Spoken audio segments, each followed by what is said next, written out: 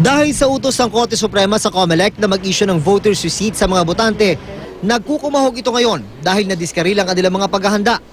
Bagamat may provision sa Omnibus Election Code para sa postponement ng eleksyon, aminado ang COMELEC na hindi pasado ang naging desisyon ng Korte Suprema para ipagpaliban ang botohan. Ayon kasi sa Section 5 ng Election Code, pwede lang magdeklara ng postponement ang COMELEC para sa seryosong dahilan tulad ng kaguluhan, terorismo, pagkawala o pagkasira ng election paraphernalia o records, force majeure at iba pang kahalintulad na dahilan, kung saan imposibleng makapagsagawa ng malaya, maayos at malinis na eleksyon. Tanging isang batas lang daw ang makakapagpaliban ng botohan.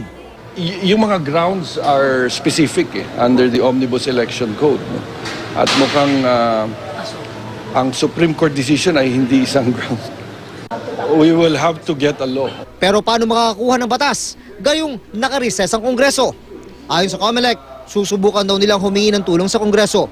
Gayunman, opsyon pa rin nila ang pag-apela sa Korte Suprema. Bukas ihahain ng COMELEC ang kanilang motion for reconsideration. At habang inaapila ang kaso, nagsisimula na sa paghahanda para sa voters receipt ang COMELEC.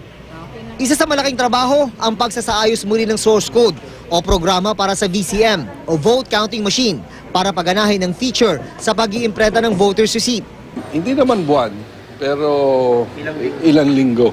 Kanina ipinag-utos na rin na buksan ang bidding para sa pagbili ng 1 milyong rolyo ng thermal paper na gagamitin sa pag-imprenta ng voters receipt at mahigit 70,000 ballot box na paglalagyan ng mga resibo. Aminado ang COMELEC, hindi sila komportable sa sitwasyon ngayon. Parang nangyayari yan sa ating mga buhay. Pagka meron tayong minamadali, pag tayo'y nag-aapura, minsan nagkakamali. Kung halalan lang hinahanap natin, minsan pwedeng apurahin yan. Pero kung gusto mo ng credible elections, iba ang preparasyon, iba ang paghahanda.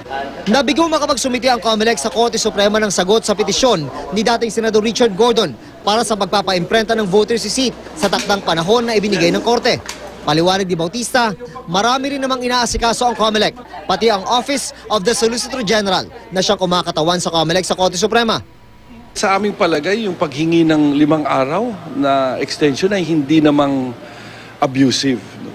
So kami nga ay medyo nabigla na hindi binigyan ng yung aming request. Makikipagpulong ang COMELEC sa mga political parties at sa kinatawan ng mga kandidato para ipaalam ang estado ng paghahanda. Makaraan ng 14-0 desisyon ng Korte Suprema. Magkakaroon din ng pulong ang COMELEC Advisory Council para pag-usapan ang timeline ng paghahanda sa eleksyon. Pagkatapos lumabas ng SC ruling, ipinahinto agad ng COMELEC ang testing ng mga VCM sa Santa Rosa, Laguna. Kailangan kasing i-reconfigure at i-activate ang features sa pag-iimprenta ng resibo. June Veneracion, GMA News.